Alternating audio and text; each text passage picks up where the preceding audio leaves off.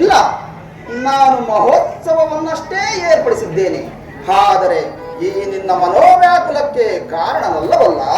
ಮಾಡಿದ ವಾಗ್ದಾನವನ್ನು ಮರೆತು ಮಹೋತ್ಸವದಲ್ಲಿಯೂ ಮನೋವ್ಯಾಕುಲವನ್ನು ಉಂಟು ಮಾಡುವುದು ಸ್ವಭಾವವಲ್ಲವೇ? ನಾನು ಮಾಡಿದ ಯಾವ ವಾಗ್ದಾನವನ್ನು ಮರೆತಿಲ್ಲ.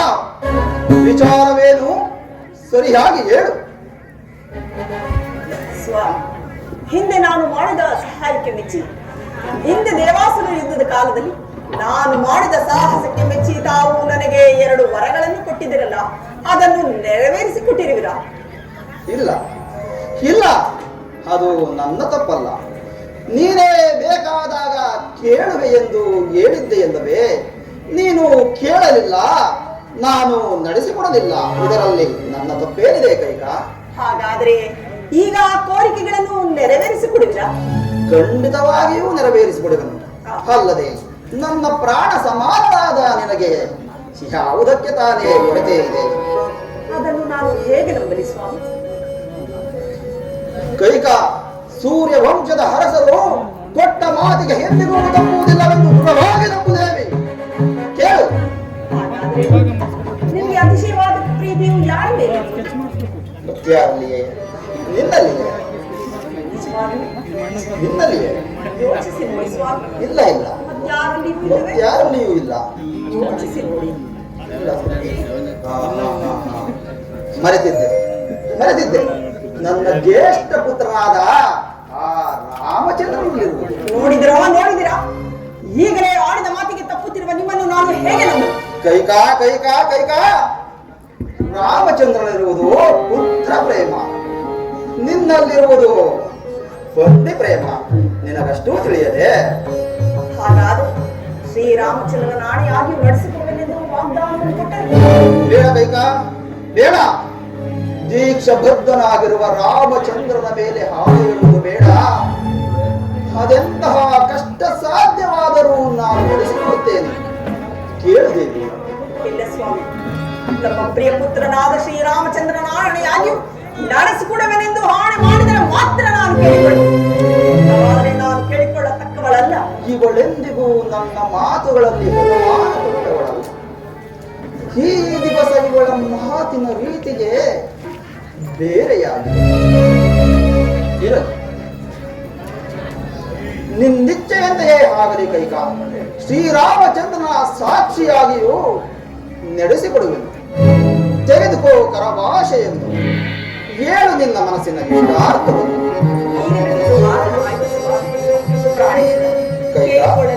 ಕೇಳದೇವಿ?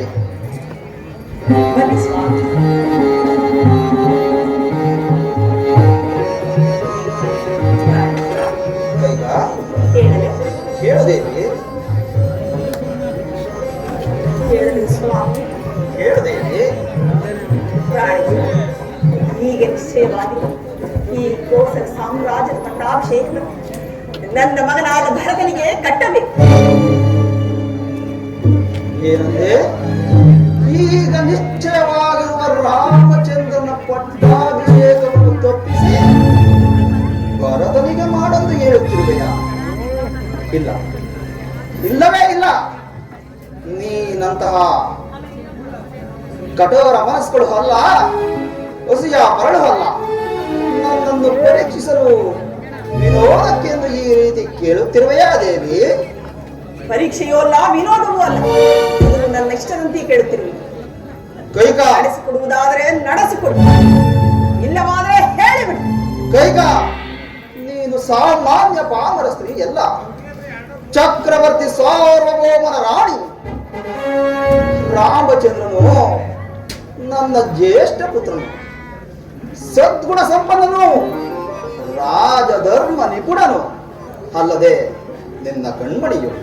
ಹೀಗಿರುವಾಗ ಆ ರಾಮಚಂದ್ರನ ಪಟ್ಟಾಭಿಷೇಕವನ್ನು ತಪ್ಪಿಸುವ ಈ ನಿನ್ನ ಛಲ ರಾಮನ ಯಾವ ಅಪರಾಧಕ್ಕಾಗಿ? ಮಹಾರಾಜರು ಮಾಡಿರುವ ವಾಗ್ದಾನಕ್ಕಾಗಿ. ಇಲ್ಲ ಕೈಕ, ಇಲ್ಲ. ಇದಕ್ಕೆ ಅಯೋಧ್ಯ ಪ್ರಜೆಗಳು ಖಂಡಿತವಾಗಿಯೂ ಒಪ್ಪುವುದಿಲ್ಲ. ಏಕೆ ಒಪ್ಪುವುದಿಲ್ಲ? ಅರಸನ ಆಜ್ಞೆಯನ್ನು ನಡೆಸಬೇಕಾಗಿರುವುದು ಪ್ರಜೆಗಳ ಧರ್ಮ. ಏನು? ಅರಸನ ಅಧರ್ಮದ ಆಜ್ಞೆಯನ್ನು ಪ್ರಜೆಗಳು ಪಾಲಿಸಬೇಕೆ? ಇದು ಧರ್ಮವಲ್ಲ ಕೈಕ, ಧರ್ಮವಲ್ಲ. ಯಾವುದು ಧರ್ಮ, ಯಾವುದು ಅಧರ್ಮ? ಜ್ಯೇಷ್ಠ ಪುತ್ರನಿಗೆ ರಾಜ್ಯ ಸಂದರೆ ಧರ್ಮ, ಅದು ಭರತನಿಗೆ ಸಂದರೆ ಅಧರ್ಮ. ಹಾಗಾದರೆ ಭರತನು ದಶರಥನ ಪುತ್ರನಲ್ಲವೇ? ಭರತನು ನನ್ನ ಪ್ರಿಯ ಪುತ್ರನೇ, ಆದರೆ ಜ್ಯೇಷ್ಠ ಪುತ್ರನಲ್ಲವಲ್ಲ. ಜ್ಯೇಷ್ಠ ಪುತ್ರನಾಗಲಿ ಕನಿಷ್ಠ ಪುತ್ರನಾಗಲಿ ಪಟ್ಟ ಕಟ್ಟುವ ಅಧಿಕಾರವೂ ಅರಸನಿಗಿದೆ. ಕೈಕಾ ಕೈಕಾ, ಧರ್ಮವೆಂಬುದಕ್ಕೆ ಇಷ್ಟೊಂದು ವಿಪರೀತ ಆಗ್ತದೆ. ಈ ಛಲವು ನಿನಗೆ ತಕ್ಕದ್ದಲ್ಲ. ಬೇರೆಯವರನ್ನು ಕೇಳು, ಖಂಡಿತವಾಗಿಯೂ ನಡೆಸಿಕೊಡುತ್ತೆ. ಹೀಗೆ ಕೊಟ್ಟವರನ್ನು ನಡೆಸಿಕೊಡಲಾರದೆ ಮತ್ತೆ ಬೇರೆಯವರನ್ನು ಕೇಳಬೇಕೇನು? ಅಯ್ಯೋ ಪರಮೇಶ್ವರ, ಪರಮೇಶ್ವರ, ನಾನಿವಳಿಗೆ ಮಾತು ಕೊಟ್ಟು ಕೆಟ್ಟೆನಲ್ಲ. ರಾಮ, ರಾಮಚಂದ್ರ, ಆಗಲಿ ಕೈಕ, ನಿಷ್ಠವಂತೆ ಆಗಲಿ. ನಿನ್ನ ಮಗ ಭರತನಿಗೆ ಈ ಕೋಸಲ ದೇಶದ ಪಟ್ಟವನ್ನು ಕಟ್ಟುವೆನು. ಏಳು ಏಳು ನಿನ್ನ ಎರಡನೇ ವರ. ಪ್ರಾಣೇಶ್ವರ, ಇನ್ನು ನನ್ನ ಎರಡನೇ ವರವನ್ನು ಕೇಳಿಕೊಳ್ಳಲೇ? ಕೇಳು ದೇವಿ. ನಿಮ್ಮ ಪ್ರಿಯ ಪುತ್ರನಾದ ಶ್ರೀರಾಮಚಂದ್ರನ್ 14 ವರ್ಷ ವನವಾಸಕ್ಕೆ ಜಗಾವಲ್ಕಲ ಧಾರಿಯಾಗಿ ನಾರುಡಿಗಳನ್ನು ಹುಟ್ಟು 14 ವರ್ಷ ವನವಾಸಕ್ಕೆ ಹೊರಡಬೇಕು. ಏನು ಹೇಳಿದೆ? ಹೊರಗಡೆನು ಪಡೆದಿರುವುದ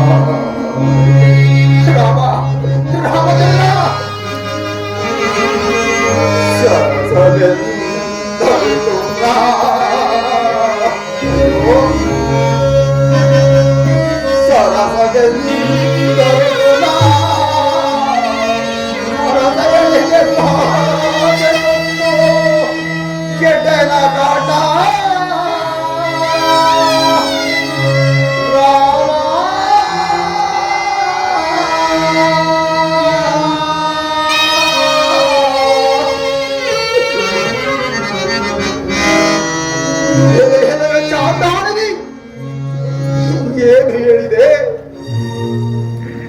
ನನ್ನ ರಾಮಚಂದ್ರನು ನಾನು ಮಡಿಯುಟ್ಟು 14 ವರ್ಷದ ಮೋಹದಲ್ಲಿ ಹೋಗಬೇಕೆಂದು ಹೇಳುತ್ತಿರುವೆಯ? ಅವನು ನಿನಗೇನು ಅಪರಾಧ ಮಾಡಿದನೆಂದು ವಂಶವನ್ನಲ್ಲ ಅಡವಿಗಟ್ಟಬೇಕು. ಬೇಡ ಕೈಕ, ಬೇಡ. ರಾಮನನ್ನು ಮಾತ್ರವಾದ ಪ್ರಾಣೇಶ್ವರ, ನಡೆಸಿಕೊಡುವುದಾದರೆ ನಡೆಸಿಕೊಡಿ, ಇಲ್ಲವಾದರೆ ಹೇಳಿಬಿಡಿ. ಪ್ರಿಯೆ, ಅಯ್ಯೋ ಕಠಿಣಾತ್ಮಳೆ, ಲೋಕಾಭಿರಾಮನ ರಾಮಚಂದ್ರನು ಈ ನಿನ್ನ ಕಠೋರ ಶಾಸನಕ್ಕೆ ಹೇಗೆ ಪಾತ್ರನು? ಏತಕ್ಕಿಂತ ದುರಾಲೋಚನೆಯನ್ನು ಮಾಡುತ್ತಿರುವೆ? ದುರಾಲೋಚನೆ ಮಾಡುತ್ತಿರುವವರು ನೀವು, ದೂರದ ಆಲೋಚನೆಯನ್ನು ಮಾಡುತ್ತಿರುವರು ನಾವು. ಸ್ವಾಮಿ, ಮಾಡಿದ ಪ್ರತಿಜ್ಞೆಯನ್ನು ಮರೆತು ಬೇರೆ ಏನೇನೋ ಮಾತನಾಡಬೇಡಿ. ಮಾತನಾಡುವ ಮುನ್ನ ಯೋಚಿಸಿ. ಕೈಕ ಕೈಕ, ತನ್ನ ಹಡದ ತಾಯಿಗಿಂತಲೂ ಅತಿಶಯವಾದ ಪ್ರೀತಿಯಿಂದ ನಿನ್ನನ್ನು ಕಾಡುತ್ತಿರುವ ಸದ್ಗುಣಾಭಿರಾಮಚಂದ್ರನಿಗೆ ಖೇಡನ್ನು ವಹಿಸುತ್ತಿರುವ ನಿನಗೆ ಬುದ್ಧಿ ಕೆಟ್ಟಿರುವುದೇ, ಅಥವಾ ವಿಷಾದಿಯೇನಾದರೂ ಹಿಡಿದಿರುವುದೇ? ಪ್ರಾಣೇಶ್ವರ, ಸರಿಯಾದ ಜ್ಞಾನದಿಂದ ಮಾತನಾಡಬಾರದೇ ಕೈಕ? ನನಗೆ ಬುದ್ಧಿಯೂ ಕೆಟ್ಟಿಲ್ಲ, ಪಿಶಾಚಿಯೂ ಹಿಡಿದಿಲ್ಲ. ಮಾಡಿದ ಮಾತನ್ನು ನಡೆಸಿಕೊಳ್ಳಿರೋ ಇಲ್ಲವೋ ಹೇಳಿಬಿಡಿ. ಅಯ್ಯೋ ಪರಮೇಶ್ವರ,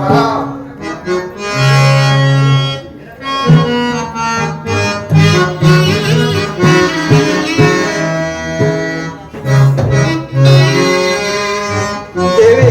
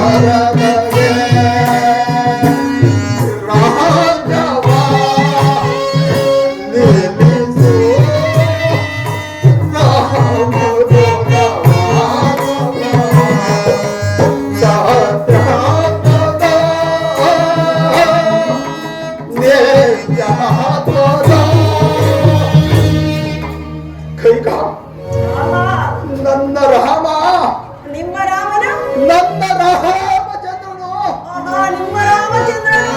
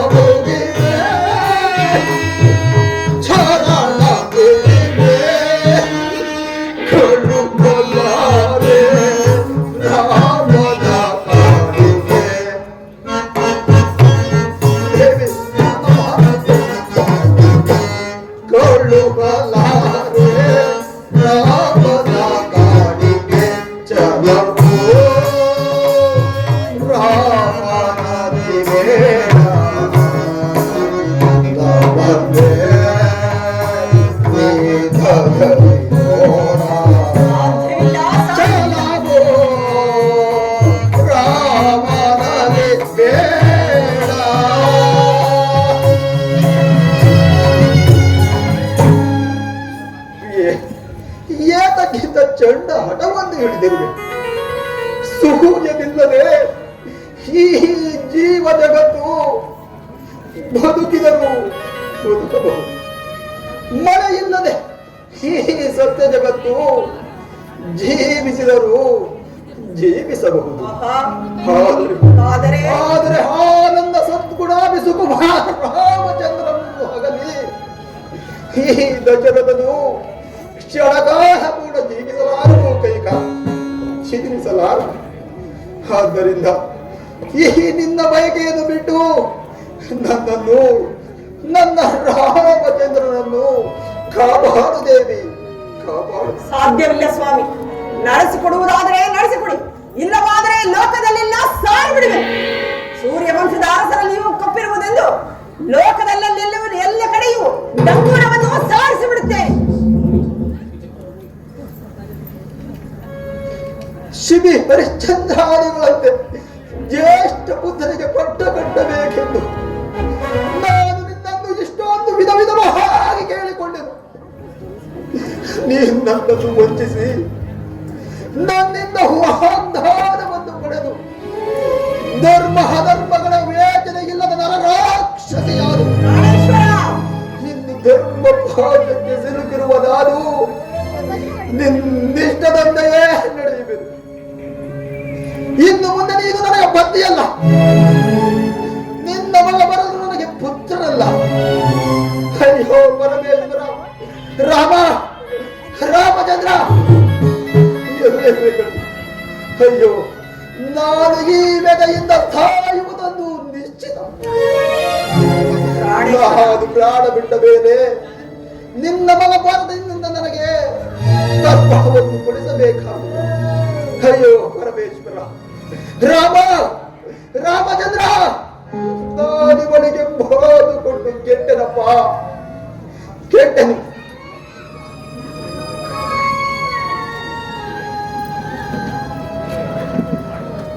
ನೀವೇನಾದರೂ ಆಡಿದ ಮಾತಿಗೆ ತಪ್ಪಿದರೆ ಲೋಕದಲ್ಲೆಲ್ಲ ಡಂಗೂರವನ್ನು ಸಾರಿಸಿ ಬಿಡುತ್ತೇನೆ. ಅಮ್ಮ, ಏನಮ್ಮ, ಸೂರ್ಯ ವಂಶದ ಅರಸರು ಆಡಿದ ಮಾತಿಗೆ ತಪ್ಪುವುದೆಂದರೇನಮ್ಮ? ಅದರಲ್ಲಿಯೂ ನಮ್ಮ ಜನಕನು 60 ಸಹಸ್ರ ವರ್ಷಗಳ ಕಾಲ ಅವಿಚ್ಛಿನ್ನವಾಗಿ ರಾಜ್ಯಭಾರ ಮಾಡಿದ ಅವರೂ ಕೂಡ ಆಡಿದ ಮಾತಿಗೆ ತಪ್ಪುವುದೆಂದರೇನಮ್ಮ? ಅಮ್ಮ, ಅಲ್ಲದೆ ನಾನು ಅಂತಃಪುರಕ್ಕೆ ಬಂದೊಡನೆ ನನ್ನ ಜನಕನು ನನ್ನನ್ನು ಬಹಳ ಸಂತೋಷದಿಂದ ಮಾತನಾಡಿಸುತ್ತಿದ್ದವರು ಈ ದಿವಸ ಬೇಕೋ ಚಿಂತಾಮಗ್ನರಾಗಿರುವಲ್ಲಮ್ಮ. ಅಮ್ಮ, ಅಮ್ಮ, ನನ್ನಿಂದೇನಾದರೂ ಅಪರಾಧವಾಯಿತೆ ತಾಯಿ? ಇಲ್ಲ ಇಲ್ಲ, ಇದುವರೆಗೂ ತಂದೆಯ ಪರೀಕ್ಷೆ ಆಯಿತು, ಈಗ ಮಗನ ಪರೀಕ್ಷೆ ಆಗಬೇಕಾಗಿತ್ತು. ಹಾಗೆಣಿಸಬಾರದಮ್ಮ. ಅಮ್ಮ, ನನ್ನ ತಂದೆಯು ನಡೆಸಿಕೊಡಲಾರದಂತ ಆ 2 ವರಗಳಾವುವು ತಾಯಿ? ಕುಮಾರ, ಹಿಂದೆ ದೇವಾಸುರರು ಇದ್ದ ಕಾಲದಲ್ಲಿ ನಾನು ಮಾಡಿದ ಸಾಹಸಕ್ಕೆ ಮೆಚ್ಚಿ ನಿಮ್ಮ ತಂದೆಯವರು ನನಗೆ 2 ವರಗಳನ್ನು ಕೊಟ್ಟಿದ್ದರು. ಅದನ್ನು ನಾನು ಕೇಳಿದ್ದೇನೆ. ಅದನ್ನು ಈಗ ನಡೆಸಿಕೊಡಬೇಕೆಂದು ಕೇಳಿಕೊಂಡಿರುವೆ. ಅದನ್ನು ನಡೆಸಿಕೊಡಲಾರದೆ ಪಡುತ್ತಿರುವ ವ್ಯಥೆ ಇದು. ಏನಮ್ಮ ತಾಯಿ, ಭಗವಾನ್ ಭಾಸ್ಕರನ ಪಾದ ಸಾಕ್ಷಿಯಾಗಿ, ಈ ನನ್ನ ಪೂಜ್ಯ ಜನಕನ ಪಾದ ಸಾಕ್ಷಿಯಾಗಿ ಅಮ್ಮ, ನನ್ನಿಂದಾಗುವುದಾದರೆ ಶಿರಸಾವಹಿಸಿ ನೆರವೇರಿಸಿಕೊಡುವೆನು. ಅದೇನು ಹೇಳುತ್ತಾನೆ? ಅದೇನು ಹೇಳಮ್ಮ. ನನ್ನ ಮೊದಲನೆಯ ವರಕ್ಕೆ ಈಗ ನಿಶ್ಚಯವಾಗಿರುವ ಪಟ್ಟಾಭಿಷೇಕವನ್ನು ನಿಲ್ಲಿಸಿ ನನ್ನ ಮಗನಾದ ಭರತನಿಗೆ ಪಟ್ಟಾಭಿಷೇಕವಾಗಬೇಕೆಂದು ಕೇಳಿಕೊಂಡಿರುವೆ. ಬಹಳ ಸಂತೋಷ, ಬಹಳ ಸಂತೋಷ. ಭರತನಾರು, ಈ ರಾಮನಾರು. ನಾವೀರ್ವರು ದಶರಥನ ಪುತ್ರರಲ್ಲವೇನಮ್ಮ? ಅಮ್ಮ, ಹಿಂದೆ ಶತಕೋಟಿ ರಾಯರಾಳಿದ ಈ ಭೂಮಿಯನ್ನು ಅಮ್ಮ ನಾವು ಎಂದಾದರೂ ಒಂದು ದಿವಸ ಬಿಟ್ಟು ಹೋಗಲೇಬೇಕಲ್ಲವೇನಮ್ಮ? ಅಮ್ಮ, ಆಗಲಿ ತಾಯಿ. ಆ ನಿನ್ನ 2ನೇ ವರವ್ಯಾವುದು ಹೇಳುತ್ತಾ? ಬೇಡ ಕೈಕ, ಬೇಡ. ಆ ವಿಚಾರವನ್ನು ಮಾತ್ರ ಸಮಾಧಾನ, ಸಮಾಧಾನ. ಅಮ್ಮ, ಹೇಳುತ್ತಾ ಹೇಳು. ಆ ನಿನ್ನ 2ನೇ ವರವ್ಯಾವುದು ಹೇಳುತ್ತಾ? ಜಟಾವಲ್ಕಲಧಾರಿಯಾಗಿ ನಾರುಣಿಯನ್ನುಟ್ಟು 14 ವರ್ಷ ವನವಾಸಕ್ಕೆ ಹೊರಡಬೇಕೆಂದು ಕೇಳಿಕೊಂಡಿರುವೆ. ಧನ್ಯನಾದನು ತಾಯಿ, ಧನ್ಯನಾದನು.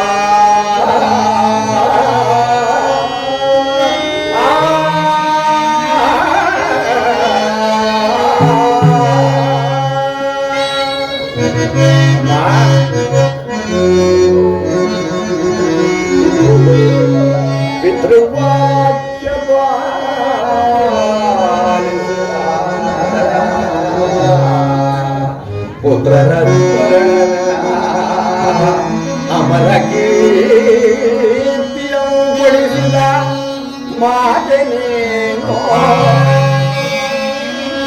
ಅಮ್ಮ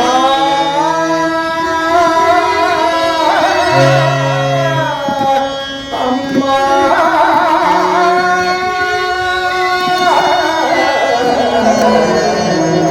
ಅಮ್ಮ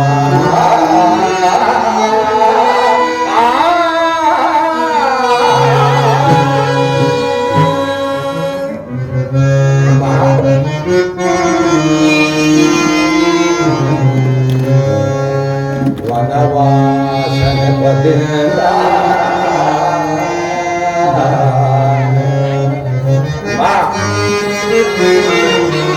ಜನರ ಸೇವಿಸುವ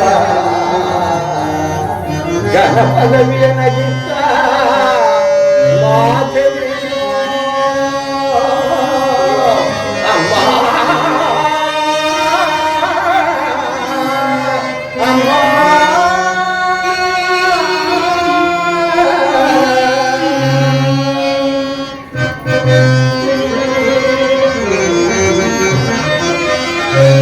ಹೆಚ್ಚನ ನಿನಗೆ ಪ್ರತ್ಯಕ್ಷವರ ಮಾತೆ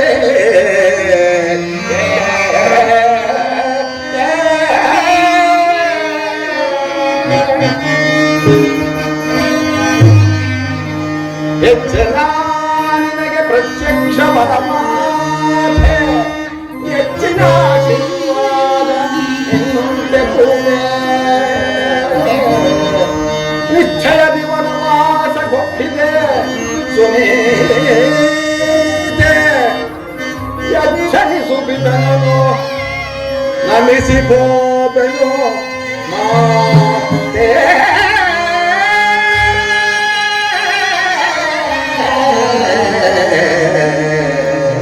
ಮಾತೆ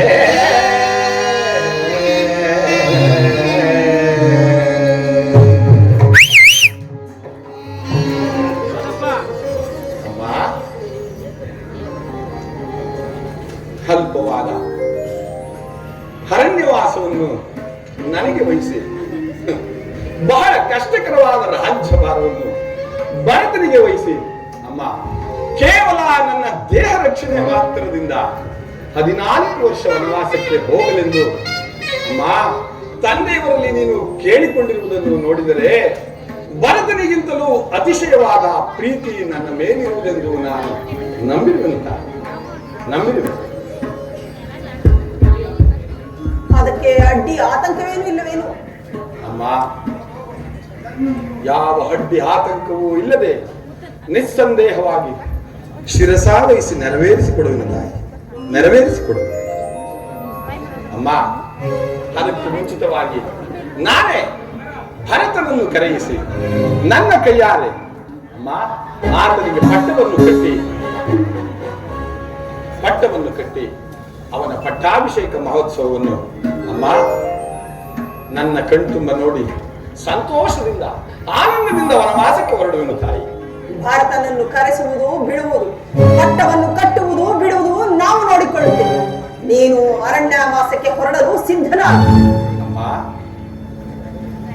ಏಕಮ್ಮ ಧರ್ಮದಲ್ಲಿ ದೃಷ್ಟಿಯುಳ್ಳ ನನ್ನನ್ನು ಅಜ್ಞಾನಿ ಎಂದು ಭಾವಿಸಿದ ತಾಯಿ.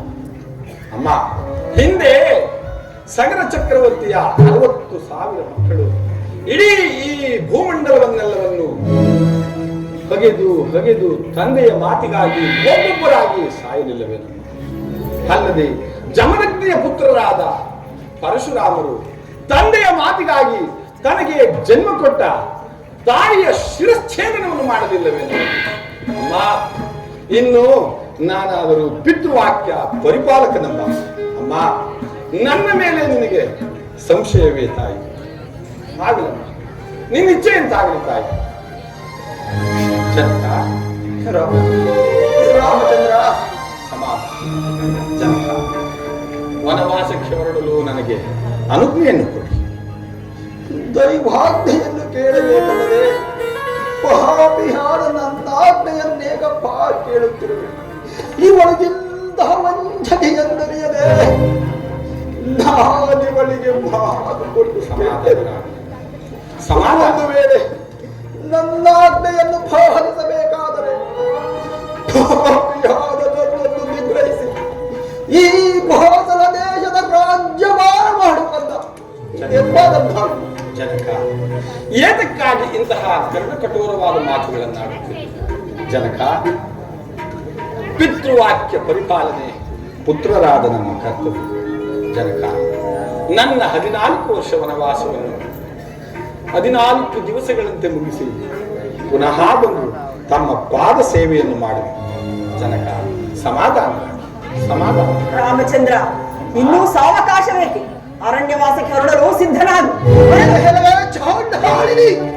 ಜನಕ, ಇನ್ನೆಷ್ಟು ಹೃದಯ ಭೇದಕವಾದ ಮಾತುಗಳನ್ನಾಡುವೆ.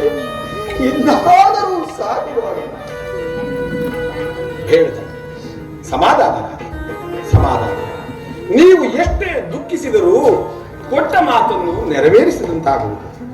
ಶಾಂತ, ನಾನೀಗಲೇ ಅಂತಃಪುರಕ್ಕೆ ಹೋಗಿ ಸೀತಾ ಲಕ್ಷ್ಮಣರಿಗೂ ಮಾತೆಯರಿಗೂ ನನ್ನ ಅರಣ್ಯವಾಸದ ವಿಚಾರವನ್ನು ತಿಳಿಸಿ ಪುನಃ ಬಂದು ಜನಕ ತಮ್ಮ ಪಾದ ದರ್ಶನ ಭಾಗ್ಯವನ್ನು ಪಡೆದು ನಾನು ವನವಾಸಕ್ಕೆ ತೆರಳುವೆ.